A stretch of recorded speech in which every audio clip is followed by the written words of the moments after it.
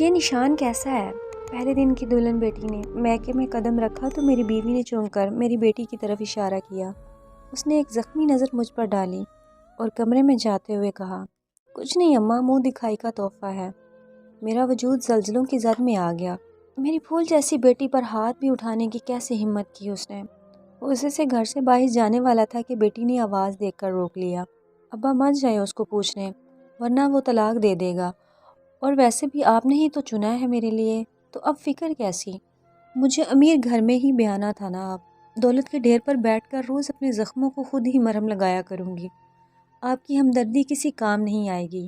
میری بیٹی کے الفاظ نے مجھے اندر تک کاٹ کر رکھ دیا تھا کہ کیا مجھ سے غلط انتخاب ہو گیا؟ میں نے تو اپنی بیٹی کا بھلا ہی سوچا تھا، اپنی طرف سے اس کے لیے ایک بہترین ہیرے کا انتخاب کیا تھا، ورنہ وہ تو کوئلے پر مر مٹنے کو تیار تھی۔ وہ دن مجھے آج بھی یاد تھا جب وہ میرے قدموں میں اپنا سر رکھے بیٹھی تھی۔ اس کے کہے گئے الفاظ بازگشت مجھے آج بھی اپنے کانوں میں سنائی دے رہی تھی۔ بابا حیدر کے لیے یہاں کر دیں، وہ غریب ہے مگر بہت اچھا انسان ہے، محنت کرے گا تو بہت جلد کسی اچھے مقام پر پہنچ جائے گا، وہ مجھے بہت خوش رکھے گا۔ وہ تو آپ کی بہن کا بیٹا ہے نا، تو آپ اس کے ساتھ ایسا کیسے کر سکتے ہیں؟ پلیز اس کو انکار مت کریں۔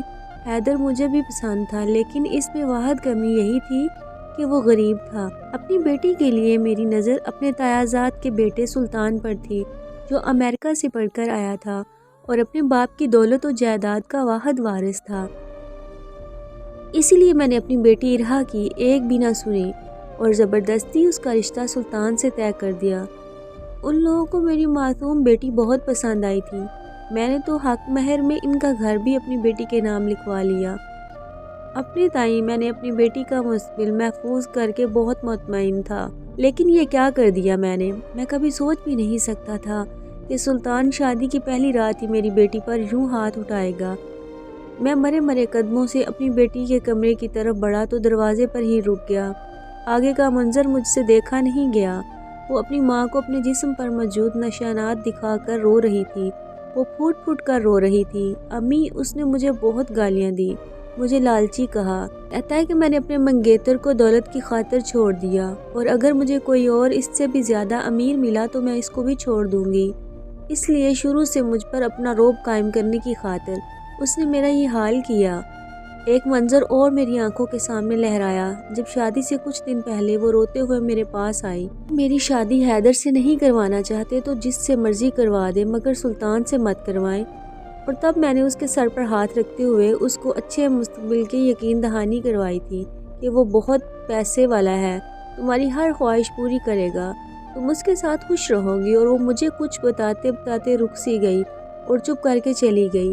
کاش میں اس وقت اس کی پوری بات سن لیتا تو آج تکلیف کا منظر میرے دل کو نہ یوں دبوچتا۔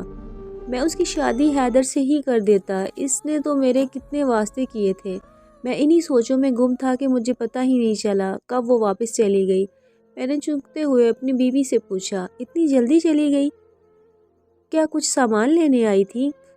اس نے نظروں سے مجھے دیکھا اور کہا، جس سونے کے پنجرے میں آپ نے میری بیٹی کو قید کر دیا ہے، وہاں پر کسی بھی چیز کی ضرورت نہیں ہے۔ میں اس دنیا بھر کی آسائش اور دولت تو دے دی، مگر جس شخص کے حوالے کیا اس کے بارے میں تو جاننے کی بھی تردد نہیں کی۔ وہ کس فطرت کا مالک ہے؟ صرف کروڑوں کی جائیداد دیکھی اور آپ نے رشتہ کر دیا۔ اصل میں اس کی شادی سلطان سے نہیں، اس کی دولت سے ہوئی ہے۔ میں نے اس سے زیادہ خود کو تسلی دی کہ کوئی بات نہیں، اس کو سدھار لے گی۔ میں نہیں چاہتا تھا کہ اس کو گھر بٹھا کر لوگوں کے تانے سنوں۔ لوگوں کو میں خود پر انگلیاں اٹھانے کا موقع نہیں دے سکتا تھا۔ مجھے یقین تھا کہ وہ اس کو بدل دے گی، لیکن وہ تو خود بدل رہی تھی، دن بدن سوکھ کر ہڈیوں کا ڈھانچہ بن گئی تھی۔ آنکھوں میں ہر وقت اداسی ڈھیر ڈالے رہتی تھی۔ اس کی ماں اس سے خوش رہنے کا کہتی تو وہ تلخی سے ہنس پڑتی اور کہتی، اماں دیکھو نا، یہ 20,000 کا جوڑا پہنا ہوا ہے، 10,000 والے جوتے اور 10,000 کا ہی پرس ہے، اور یہ زیور جو آپ میرے گلے میں دیکھ رہی ہیں نا، یہ تو شاید لاکھوں کے ہیں۔ میں خوش ہوں، یہ سب کچھ مجھے حیدر تو نہیں دے سکتا تھا، سلطان نے دیا ہے۔ وہ اپنے نشانوں کو چھپانے کی بھی کوشش نہیں کرتی تھی۔ جب بھی آتی تو اس کی آنکھوں میں التجا ہوتی، وہ اس قید خانے سے رہائی چاہتی تھی، مگر میں نہ چاہتے ہوئے بھی رخ پھیر جاتا کہ وہ لوگوں کی زبان سے اپنی بیٹی کے لیے طلاق یافتہ کا لفظ نہیں سن سکتا تھا۔ دنیا اسے اور ہمیں جینے نہ دیتی۔ وہ سمجھوتا کر رہی تھی، اسے یہی کرتے رہنا چاہیے تھا، اس امید پر کہ شاید اس کا شوہر کبھی ٹھیک ہو جائے، اور یہی میری زندگی کی سب سے بڑی غلطی تھی۔ کاش میں اس کے لیے طلاق یافتہ کا لفظ سننے کی ہمت پیدا کر لیتا تو آج اس کے لیے مری ہوئی کا لفظ تو نہ سنتا۔ سلطان نے نشے کی حالت میں اسے بہت مارا تھا اور اس کا سر دیوار سے جا ٹکرایا۔ وہ کئی گھنٹوں تک ہوش و حواس سے بیگانہ رہی۔ ایک ملازمہ نے خدا ترسی کی اور اسپتال پہنچا کر ہمیں اطلاع دی، مگر جب تک ہم پہنچے دیر ہو چکی تھی، وہ دنیا سے جا چکی تھی۔ وہ گھر، وہ پیسہ، وہ زیور، وہ دولت، وہ جائیداد وہیں کے وہیں رہ گئے، اور میری بیٹی چلی گئی، سب چھوڑ کر چلی گئی۔ اس کی قبر پر پھول چڑھاتے ہوئے مجھے حیدر نظر آیا۔